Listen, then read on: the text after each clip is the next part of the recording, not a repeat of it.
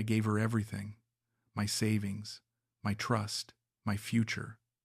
She was 27. I was 59. She called me her hero, her protector. But I wasn't protecting anyone. I was feeding a lie I couldn't afford to stop believing. The karaoke bar smelled like cigarettes and cheap perfume when I walked in that second night in Angeles City. I told myself I was just looking for company, not what the other men were there for. The music was too loud and the lights were too dim, and I almost turned around and left. Then I saw her. Liezl was sitting at the bar alone, not dancing, not calling out to customers like the others. She was just there, looking at her phone with this soft expression on her face. When she looked up at me, she smiled, not the practiced smile I'd seen from the other girls. Something quieter, something that felt real. I sat down 2 stools away from her. "You look lost," she said. Her English was good, better than I expected. "I am," I said, and I meant it in more ways than one. She laughed, not at me, just a gentle sound. "First time in Philippines. Second night," I said. "First time in this place." "Ah," she said, "you want company? Or you want to be alone?" I appreciated that she asked. "Company sounds good," I said. She moved to the stool next to mine. Up close, I could see she was young. Too young, but her eyes looked tired in a way that made her seem older. "I'm Darren," I said. "Liezl," she said. "You want drink?" "Sure," I said. "What do you want?" "Same as you," she said. I ordered 2 beers. She didn't push for something expensive. That surprised me. We sat there for a while, not talking, just listening to some Filipino guy murder a Journey song on stage. Then she asked, "Why you come here alone?" "Long story," I said. "I have time," she said, so I told her. I don't know why. Maybe because she seemed genuinely curious. Maybe because I was desperate to talk to someone who didn't know me, didn't judge me, didn't have expectations. "I got divorced 6 months ago," I said, "after 30 years. "I'm sorry," she said, and the way she said it, I believed her. "She left me for someone younger," I said. Made me feel like I was invisible, like I didn't matter anymore. Liezl reached over and touched my hand, just for a second. "You matter," she said. "She's stupid." I laughed. It felt good. "You don't even know me," I said. "I know lonely," she said. "I can see it." We talked until closing. She asked about my life in Canada, my work as an engineer, my daughter who wouldn't speak to me anymore. I asked about her life. She told me she came from a province south of Manila, that she was sending money home to her mother and her younger siblings. "My mother is sick," she said. "Hospital bills very expensive. I work here because I can send more money than other jobs." "That's hard," I said. "Yes," she said, "but I do what I must do. Family is important." When the bar closed, I asked if I could walk her home. She hesitated, then said yes. We walked through the streets of Angeles City, past the other bars, past the street vendors closing up, past the stray dogs sleeping on the sidewalk. She lived in a small apartment building about 15 minutes away. "Thank you for tonight," she said. "You're easy to talk to." "Thank you," I said. "I needed this." She smiled. "You come back tomorrow?" "Yeah," I said. "I'd like that." She squeezed my hand once, then went inside. I walked back to my hotel feeling lighter than I had in months. I told myself this was just a conversation, just a connection, nothing more. But I was already starting to hope for something I knew I shouldn't. The house in Calgary was empty when Sarah left. That's my ex-wife, 30 years of marriage, and she walked out on a Tuesday afternoon while I was at work, left a note on the kitchen counter. Didn't even have the courage to say it to my face. "I need more," the note said. "I need to feel alive again." I found out 2 weeks later she was seeing someone from her yoga class. He was 38. I was 59. The math wasn't hard to figure out. I became invisible overnight. At work, I was just the guy counting down to retirement. At home, I was alone. My daughter Emily sided with her mother, said I was emotionally absent, that I'd checked out of the marriage years ago. Maybe she was right. I don't know anymore. I retired early, took my pension and my retirement savings, and sat in that empty house for 3 months trying to figure out what came next. That's when I started researching. YouTube videos about retiring abroad, blog posts about expats living in Thailand, Vietnam, the Philippines, places where your money went further, where the weather was warm, where people smiled at you and made you feel welcome. I told myself I wasn't like those other men in the forums, the ones who bragged about young girlfriends and cheap beer and living like kings. I wasn't looking for that. I was looking for peace, a place to heal, a place where I could matter again. The Philippines kept coming up. English speakers, friendly people, low cost of living. I booked a 1-month exploratory trip, told myself I'd just look around, see if it felt right. I didn't tell Emily I was going. She wouldn't have understood. She would have thought I was running away. And maybe I was. But I was running toward something too. At least that's what I told myself on the plane. I wanted to feel valued again. I wanted to feel like someone gave a damn whether I existed or not. I didn't expect to find that in a karaoke bar. I didn't expect to find that in a 27-year-old woman named Liezl. But when you're desperate enough, you'll convince yourself that anything that feels good must be real. I went back the next night, and the night after that. By the end of the first week, I was meeting Liezl every evening.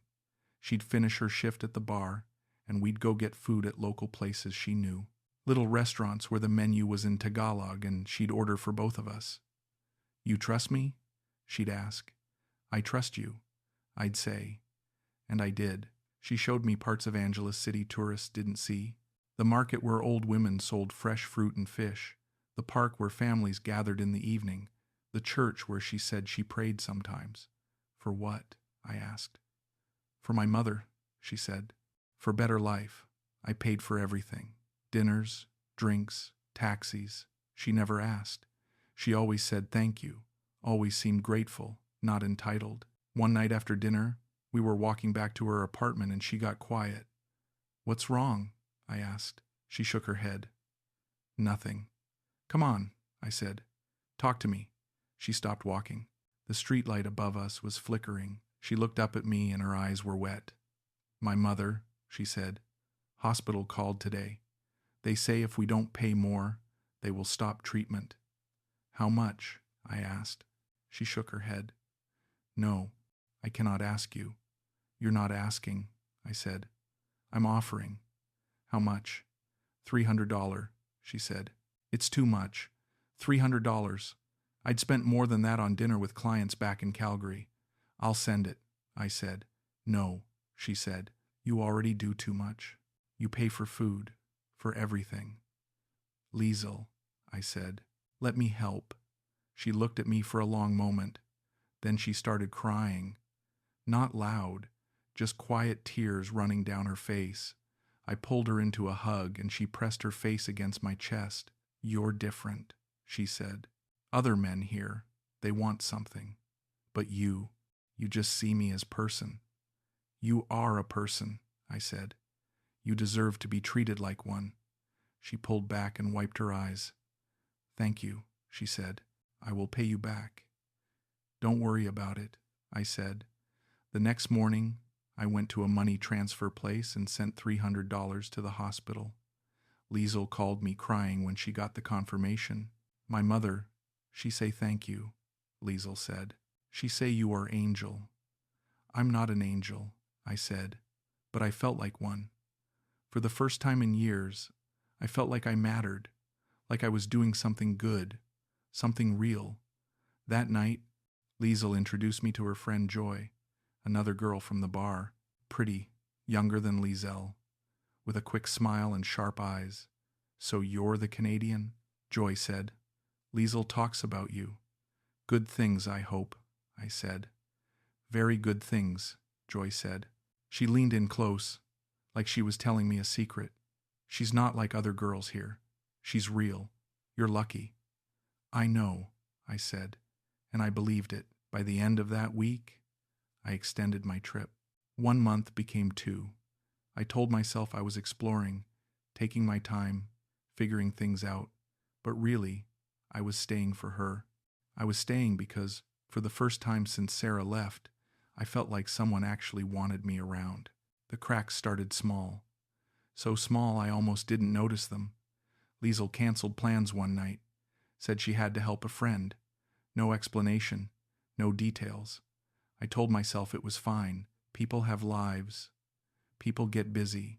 The next week, she was vague about her family. I asked if I could meet her mother, maybe visit her in the province. Not yet, she said. She's still in hospital. Maybe later. I sent $500 for her brother's tuition. She cried when I offered, kissed my cheek and told me I was saving her family. 2 days later, I saw her at the bar talking to another expat. Older guy, British accent, drunk. She was laughing at something he said. When she saw me watching, her face changed. She pulled away from him and came over. "Who was that?" I asked. I tried to keep my voice light. "Just customer," she said. "He's annoying. Always here." "Looked like you were having fun," I said. She touched my face. "You're only one I have fun with," she said. "He's just work." I believed her, or I forced myself to. That night, I sent $400 for house repairs in the province. She needed a new roof before rainy season. She was so grateful, so sweet, but her phone was always face down. She never let me see her screen. When it buzzed, she'd glance at it and put it away quickly. "Who keeps texting you?" I asked once. "My mother," she said. "She worries." A British guy named Keith approached me one night when Liezl was in the bathroom. He was in his 60s, weathered face, cynical eyes. "You're the Canadian she's been working," he said. "Excuse me?" I said. "Look, mate," he said, "I'm not trying to be a dick, but I've been here 5 years. I know how this works. They all have the same story. Sick mother, poor family. They cry on cue. Take your money, then they're gone." "Liezl's not like that," I said. Keith laughed. "They're all like that. That's the business. You don't know her," I said. "Neither do you," Keith said, "but you will." Liezl came back and Keith walked away. She saw my face.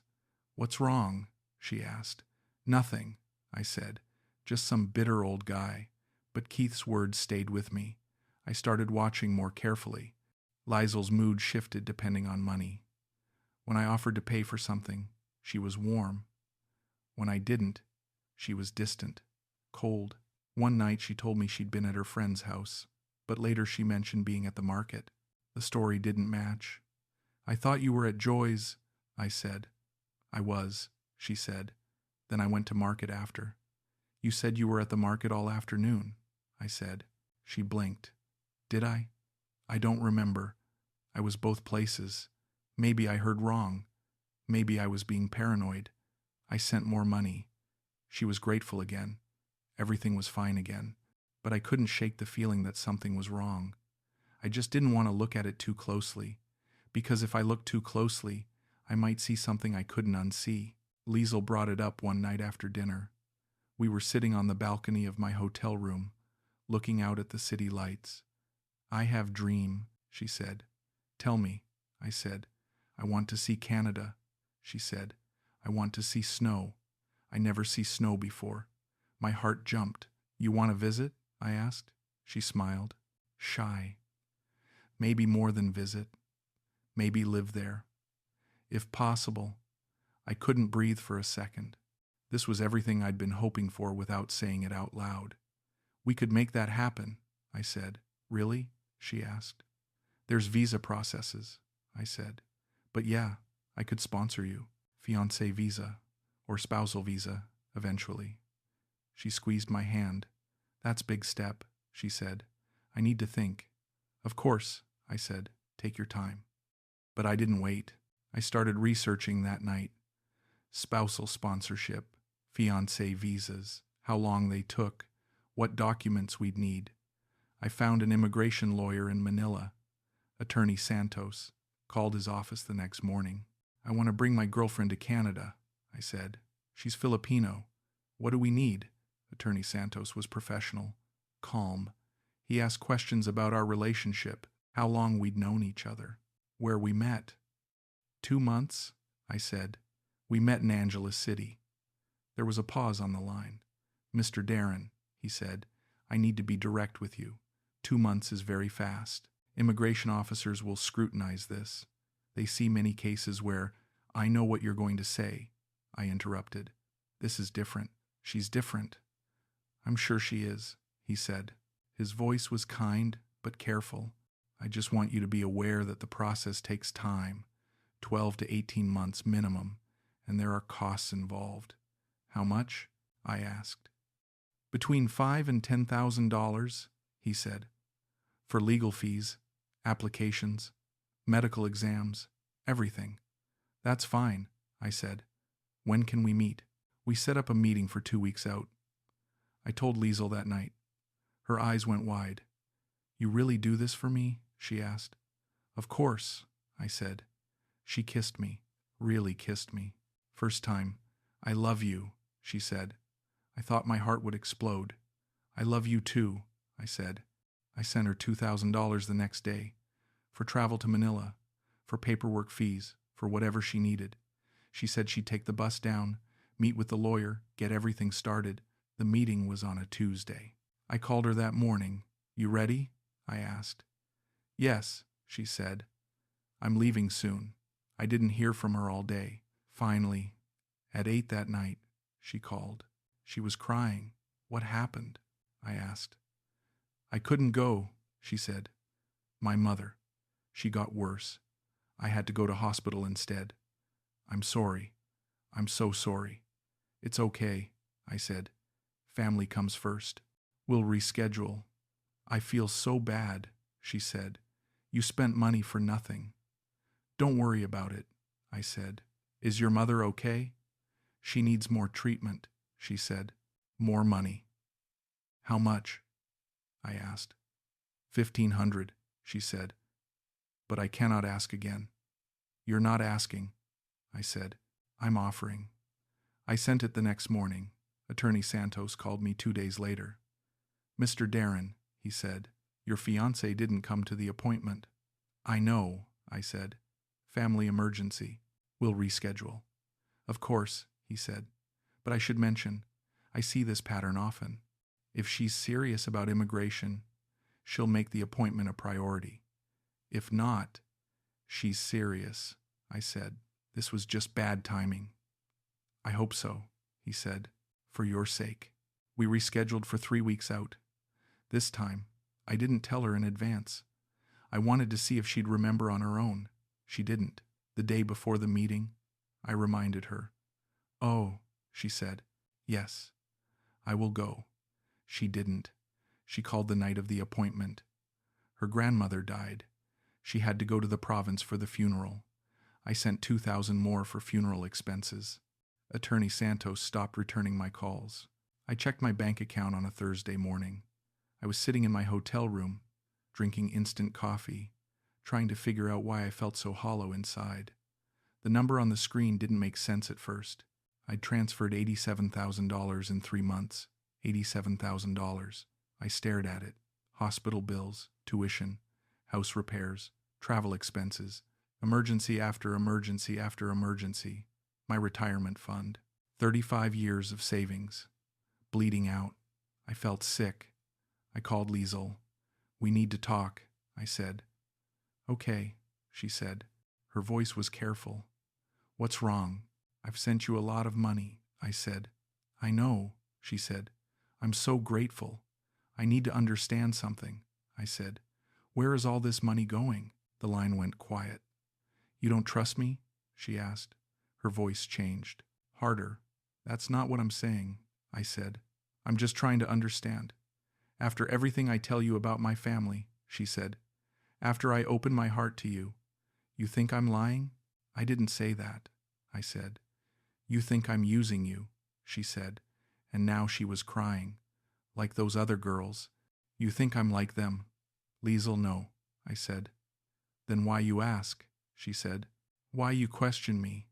I'm not questioning you, I said, but I was. And she knew it, and I hated myself for it. I thought you loved me, she said. I do love you, I said. Then why you make me feel like prostitute, she said. Like I'm just here for money? I'm sorry, I said. And I meant it. I felt like the worst person alive. I'm sorry. You're right. I trust you. Do you? She asked. Yes, I said. I do. We hung up. She didn't contact me for 2 days. I felt like I was dying. On the 3rd day, she called. I forgive you, she said. Thank you, I said.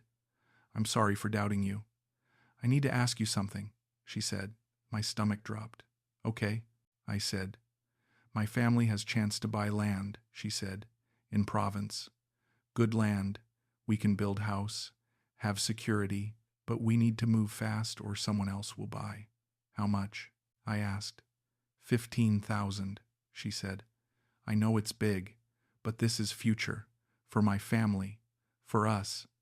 I hesitated. For the first time, I actually hesitated. I need to think about it, I said. She was quiet.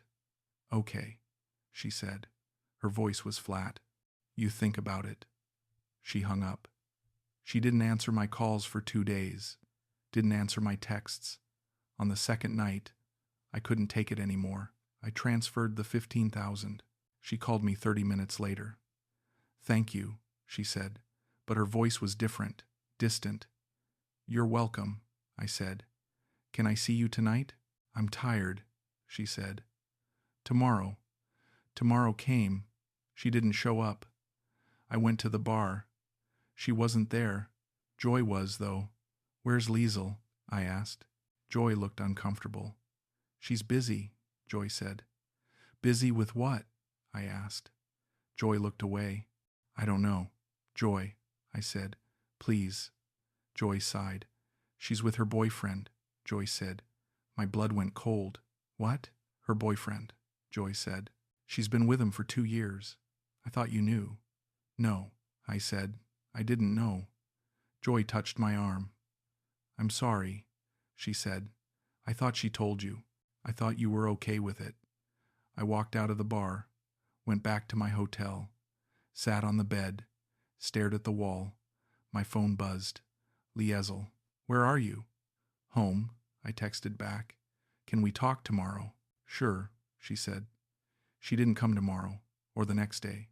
On the 4th day, I called her. She answered. I need to see you, I said. Okay, she said. Come to my place. I went. She was different when she opened the door. Cold, like a stranger. What's wrong? I asked. Nothing, she said. Everything's fine. It's not fine, I said. Talk to me. She sat down on her couch. Didn't invite me to sit. I'm tired, she said. This is hard. What's hard? I asked. You, she said. This. I can't do this anymore. What are you saying? I asked. I need space, she said. I need time to think. About us? I asked. About everything, she said. I left. Sent her a message that night saying I loved her. She didn't respond. My daughter called the next morning. Dad, Emily said, we need to talk. Not now, I said. Yes, now, she said. I've been looking at your bank account. You gave me access for emergencies, remember? Dad, what are you doing? It's none of your business, I said. You've sent nearly $90,000 to the Philippines, she said. Dad, please, stop. This is your retirement. I know what I'm doing, I said. Do you? She asked.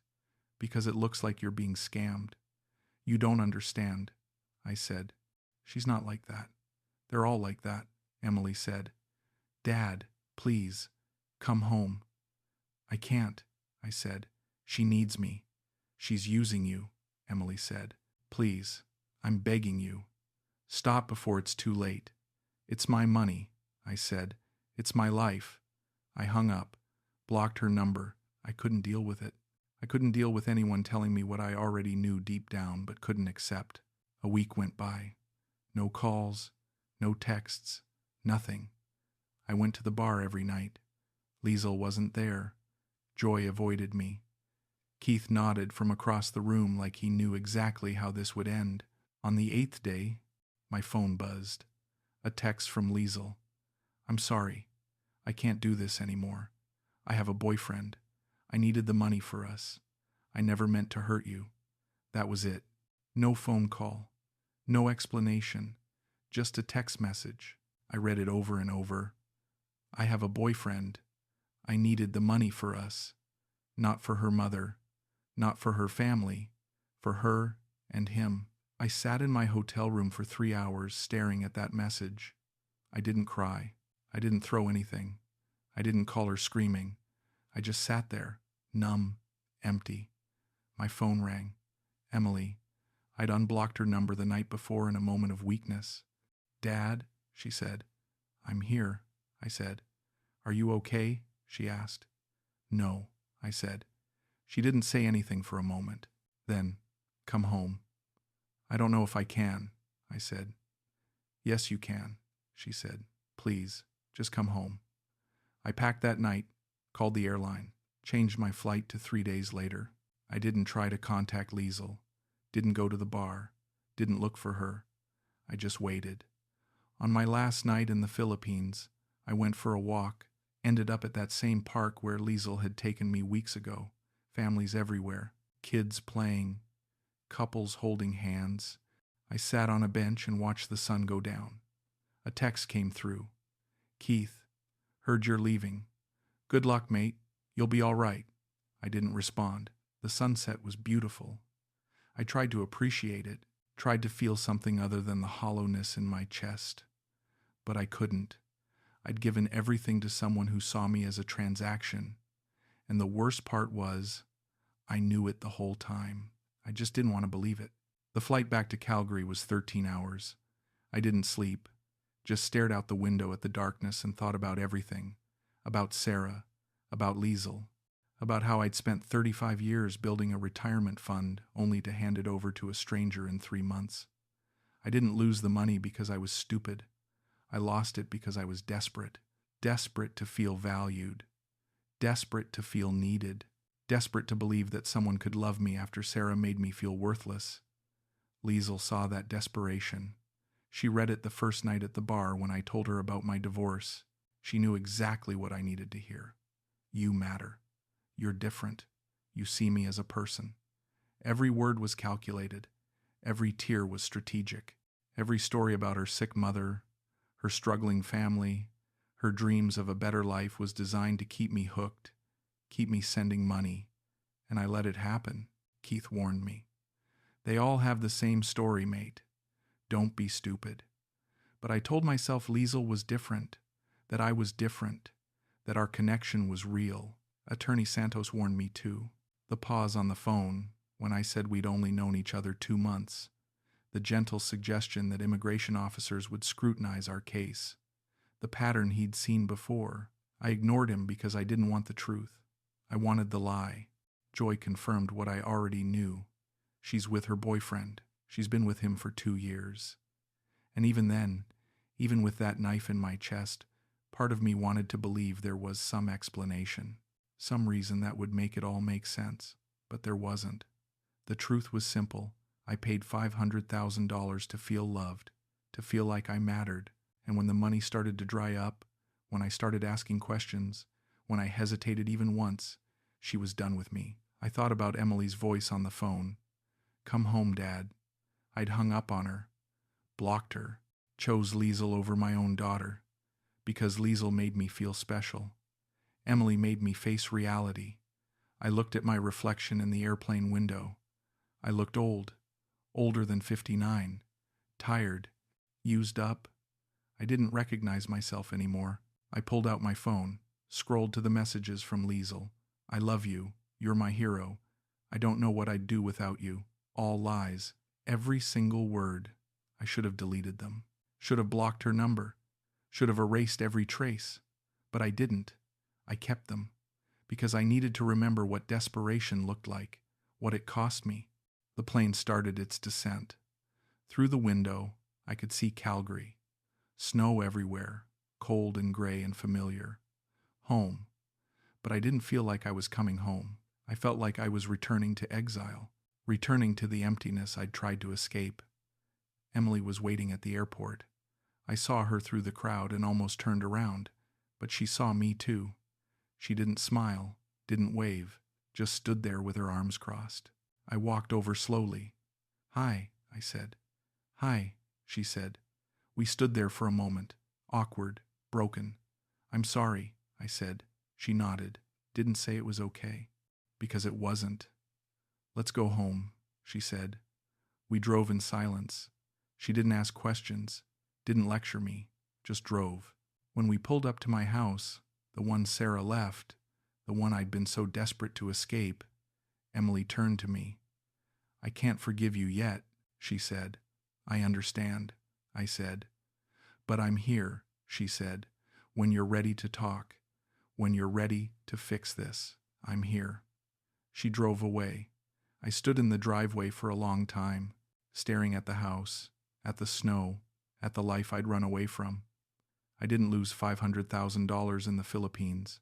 I lost my dignity, my self-respect, my ability to trust my own judgment. But maybe I found something too.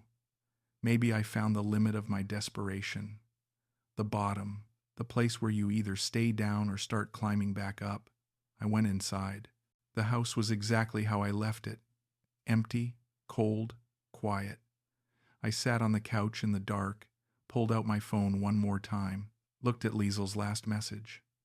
"I never meant to hurt you." Yes, she did. She knew exactly what she was doing, and I let her do it, because I wanted the lie more than I wanted the truth. I started seeing Dr. Patricia Lynn 3 weeks after I got back. Emily found her, made the appointment, drove me there. "You need help, Dad," she said. "This isn't something you can fix alone." Dr. Lynn's office was small, comfortable.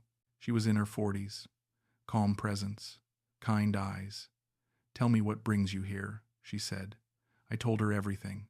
The divorce, the loneliness, the trip to the Philippines, Liezl, the money, all of it.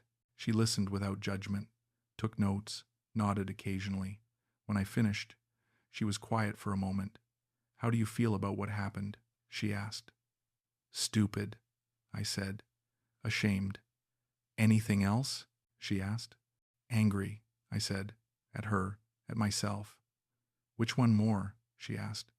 I thought about it. "Myself," I said. "Why?" she asked. "Because I knew," I said. "I knew it wasn't real. I saw the red flags. I heard the warnings. I knew, but I chose to believe the lie anyway." "Why did you choose that?" she asked. "Because the lie felt better than being alone," I said. And that was the truth, the whole ugly truth. I wasn't a victim. I was a willing participant in my own destruction. Liezl didn't trick me. She gave me what I was paying for. The illusion of being loved. The illusion of mattering, Doctor. Lynn leaned forward. "Darren," she said, "you do matter. But not because someone tells you so. Not because you're useful to them. You matter because you exist. Because you have inherent worth as a person." "I don't feel like I have worth," I said. "I know," she said, "but we're going to work on that." The sessions were hard. Twice a week at first, then once a week. We talked about Sarah, about the marriage I'd checked out of years before it ended, about how I'd used work to avoid intimacy, about how I'd made myself invisible long before she left. We talked about my relationship with Emily, how I'd failed her as a father, how I'd chosen my own pain over her concern, how I'd pushed away the one person who actually loved me for a stranger who was using me. We talked about Liezl, but not in the way I expected. "She's not a villain, Doctor," Lynn said. "She's a person trying to survive. She stole $500,000 from me," I said. "Did she, Doctor?" Lynn asked. "Or did you give it to her?" I didn't have an answer for that. "I'm not excusing what she did, Doctor," Lynn said, "but understanding her motivation helps you understand why it happened. She saw an opportunity, a lonely man with money and a desperate need for validation. She took advantage of that. But you created the opportunity by not valuing yourself." "So it's my fault," I said. "No," she said. "It's not about fault. It's about responsibility. You're responsible for your choices. She's responsible for hers. You can't control what she did, but you can control what you do next. What I did next was start rebuilding. Slowly, painfully. I got a part-time job at a hardware store, not because I needed the money. I'd lost most of my retirement, but I still had my pension and some savings. I got the job because I needed structure, needed to be around people, needed to feel useful in a real way. I started volunteering at a community center, helping seniors with technology, teaching them how to use smartphones and computers. It felt good to help people without expecting anything in return, without needing validation, just doing something good because it was the right thing to do. Emily and I had dinner once a week, awkward at first, long silences, forced conversation, but slowly, over months, it got easier. "I'm sorry," I said one night. We'd said it before, but this time I meant it differently. "For what, specifically?" she asked. "For choosing my pain over your concern," I said. "For shutting you out, for making you feel like you didn't matter." She was quiet for a moment. "I was so scared," she said. "When I saw those transfers, I thought you were going to lose everything." "I almost did," I said. "But I'm here now," she said. "We're here." She reached across the table and squeezed my hand. It was the first real physical affection we'd shared in over a year. I started attending a support group for people who'd been scammed. It was in a church basement. Folding chairs in a circle, coffee in styrofoam cups. I felt ridiculous the first time I went, sitting in a circle with strangers admitting I'd been conned. But listening to their stories helped. A woman who'd sent $50,000 to someone she met online, never met them in person, just sent money for 2 years. A man who'd invested his life savings in a crypto scheme, lost everything. A retired teacher who'd fallen for a romance scam, thought she was in love. Turned out, the person didn't even exist. We were all the same, different details, same core issue. We were all so desperate for connection, for purpose, for meaning, that we ignored every warning sign and handed over everything we had. "The shame is the hardest part," the woman from the online romance said. "I feel so stupid. How could I not see it?" "Because you didn't want to," I said. "Because wanting to believe is easier than accepting the truth." She nodded. "I keep thinking, what's wrong with me? Why wasn't I enough for someone to love me for real?" "Nothing's wrong with you," I said. "Something's wrong with them, but more importantly, we have to learn to be enough for ourselves, Doctor." Lynn said that was a breakthrough. I didn't feel like I was having breakthroughs. I felt like I was barely holding on. But she said that's what healing looked like. Not dramatic changes, just small steps, one day at a time. 6 months after I got back from the Philippines, I did something I'd been avoiding. I opened up my old laptop, the one I'd used to research retiring abroad.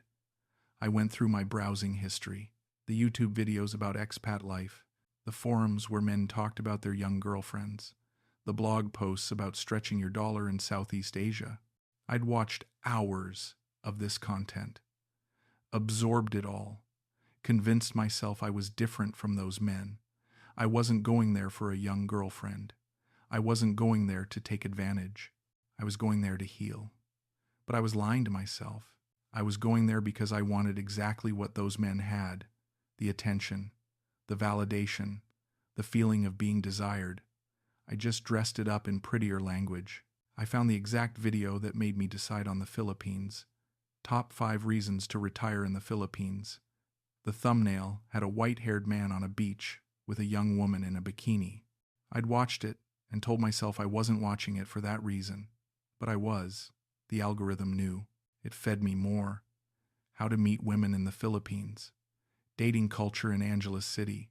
Why Filipino women prefer older men. I watched them all, took notes, planned my trip around the information. I wasn't a victim of circumstance. I was a willing participant who knew exactly what I was walking into. I just didn't want to admit it. I found the forum post that mentioned the specific bar where I met Liezl. Best karaoke bars in Angeles City for meeting quality girls. Quality, like they were products. And I went there, walked in, sat down, waited for someone who seemed different from the others, someone I could convince myself was special, someone I could save, so I could feel like a hero instead of a client. Liezl wasn't different. I just needed her to be. I closed the laptop, deleted the browsing history, unsubscribed from all those YouTube channels, left all those forums.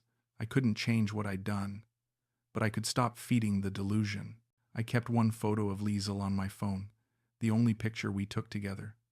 She's smiling, her arm around my shoulders. I'm smiling too, looking at her like she's the most precious thing in the world. I look at that photo sometimes, not because I miss her, not because I still have feelings. I look at it because I need to remember what desperation looks like on my face. I need to remember that I was so hungry for validation that I mistook manipulation for love. I need to remember so I never do it again. Emily asked me once why I kept it. Doesn't it hurt to look at? She said. Yeah, I said, but forgetting would hurt more. She understood. She's good that way, smarter than me, more emotionally intelligent. She got that from her mother. One night, almost a year after I got back, Emily and I were having dinner at her place. Her husband was there, her 2 kids, my grandchildren. I'd missed so much time with them, focused on work, focused on my marriage, focused on my own pain. Grandpa, my grandson said. He was 8. Where did you go?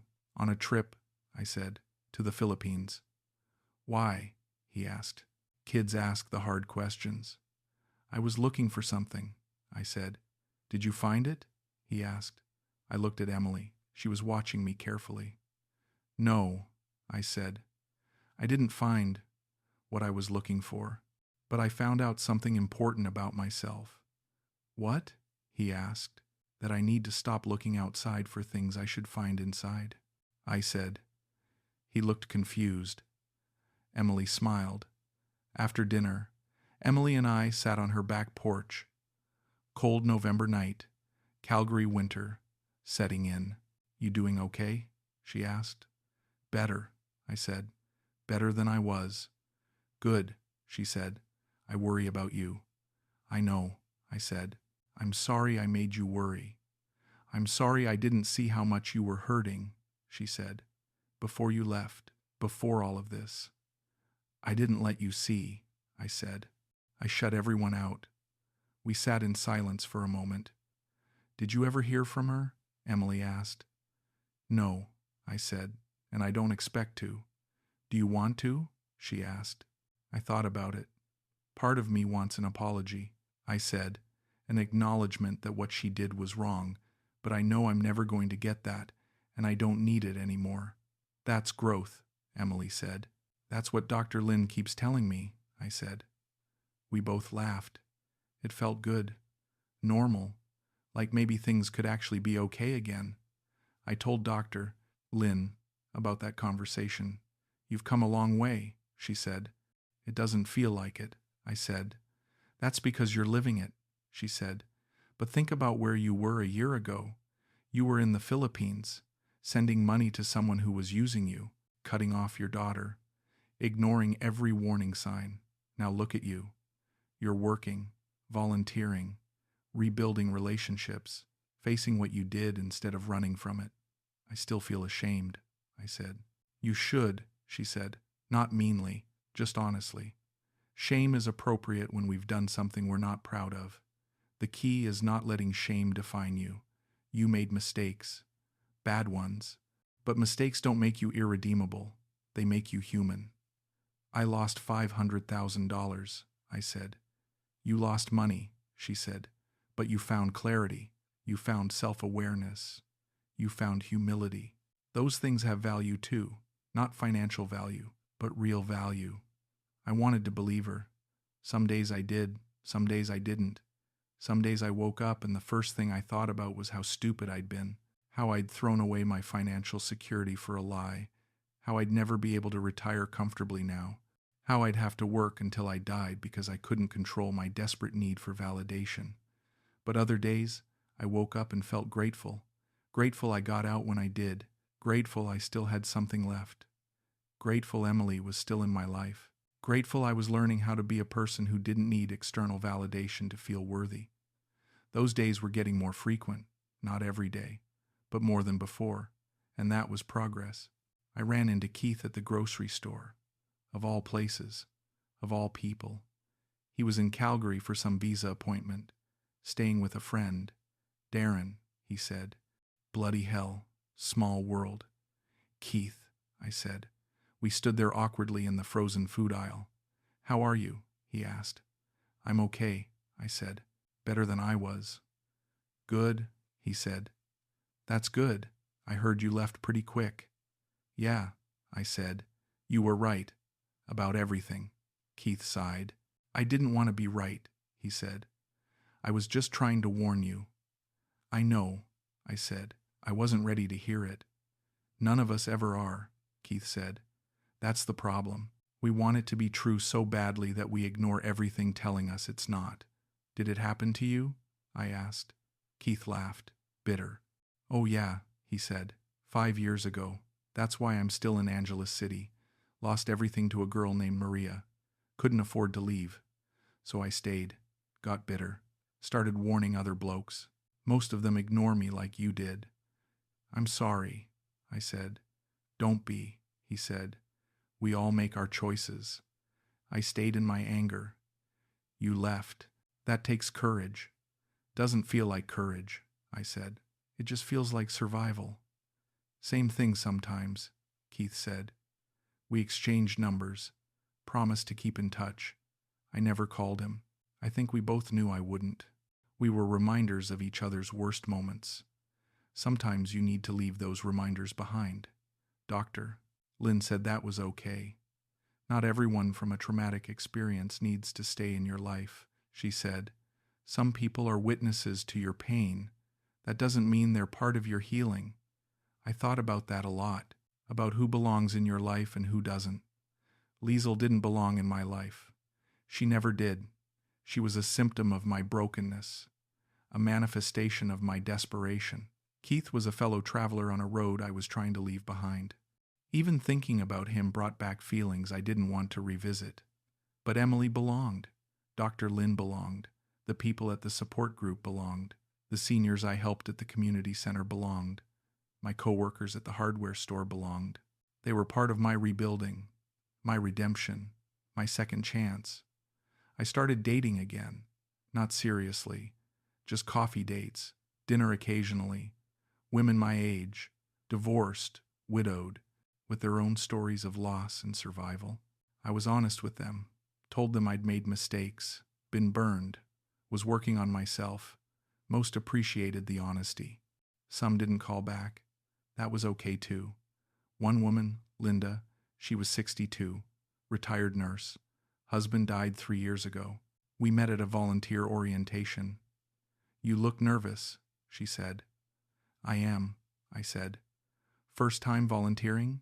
She asked. At this place, I said. I volunteer at a community center too. That's great, she said. What made you start volunteering? I could have lied, could have said something generic, but I was trying to be honest. I needed to feel useful, I said, in a real way, not a transactional way. She looked at me curiously. That's an interesting answer. It's a long story, I said. I have time, she said. So I told her, not everything, but enough. The divorce, the trip to the Philippines, the money I lost, the shame, the recovery. She listened without judgment. That takes courage, she said. To admit that, to work on it. It's taking time, I said. The best things do, she said. We started having coffee after our volunteer shifts. Nothing romantic, just conversation. She told me about her husband, how she'd nursed him through cancer, how she watched him die slowly over 2 years, how she felt guilty being alive when he wasn't. I understand guilt, I said. I know you do, she said. We became friends, just friends, and that was enough. That was more than enough. Emily noticed the change in me. You seem lighter, she said. Is that weird to say? No, I said. I feel lighter, like I'm not carrying all that weight anymore. "That's good, Dad," she said. "I'm proud of you." Those words meant more than anything Liezl ever said to me, because they were real, because they were earned, because they came from someone who actually loved me, not someone who saw me as a means to an end. I thought about texting Liezl sometimes, asking her why she did it, how she lived with herself, if she felt any remorse at all. But I never did, because I knew the answer wouldn't satisfy me. She did it because she could, because I let her, because in her world, survival meant taking advantage of opportunity, and I was an opportunity. She probably doesn't think about me at all, probably moved on to the next lonely expat with money and a broken heart. That used to make me angry. Now it just makes me sad. Not for me, for her, for the life she's living, for the person she's become. But mostly, I'm sad for who I was. The desperate man who walked into that bar looking for something to make him feel whole. The man who ignored every red flag because the lie felt better than loneliness. The man who chose illusion over reality because reality was too painful to face. I'm not that man anymore. At least, I'm trying not to be. Some days are harder than others. Some days I see an ad for flights to Manila, and I feel that pull, that desire to go back, to try again, to find someone different this time. But then I remember Liezl's last text, "I never meant to hurt you." And I remember that's what they all say, because admitting they meant it would make them the villain, and nobody wants to be the villain in their own story. It's been 2 years since I left the Philippines, 2 years since I transferred $15,000 to Liezl for land that probably didn't exist, 2 years since I read her text message and realized I'd paid $500,000 for a lie. I'm 61 now, still working part-time at the hardware store, still volunteering twice a week, still seeing Dr. Lynn once a month for maintenance, still having dinner with Emily every week. My retirement fund is rebuilding slowly. I'll probably never have what I had before, but that's okay. I have something more valuable now. I have self-awareness. I have humility. I have relationships built on honesty instead of need. Emily's pregnant with her 3rd child. I'm going to be a grandfather again. She asked me to be more involved this time, to be present, to show up. "I will," I said. "I promise." "Good," she said. "Because we need you. Not your money. Not what you can do for us. Just you." I cried when she said that, because I finally understood. I spent my whole life thinking I had to be useful to matter, had to provide, had to fix things, had to be the hero. But the people who actually love you don't need you to be the hero. They just need you to be there, present, honest, real. Liezl needed me to be a hero because heroes give money. Emily needs me to be a father because fathers give love. The difference seems obvious now. But it wasn't then. When you're desperate, everything looks like an opportunity for redemption. I keep that photo of Liezl on my phone, but I don't look at it as often anymore, maybe once a month. A reminder, a warning, a testament to how far I've come. Linda asked about it once. We were having coffee and my phone was on the table. The photo was my lock screen for a while. "Who's that?" she asked. "Someone I used to know," I said. "In the Philippines?" she asked. "Yeah," I said. "She looks young," Linda said. "No judgment, just observation." "She was," I said. "That's part of the story." Linda nodded. Didn't push. I appreciated that. A few weeks later, I changed my lock screen to a photo of Emily and her kids. Linda noticed. "New photo?" she said. "Yeah," I said. "It was time." "Good," she said. "That's a better reminder anyway." She was right. I don't need to remember my mistakes every time I look at my phone. I need to remember what I'm living for now, who I'm trying to be, what actually matters.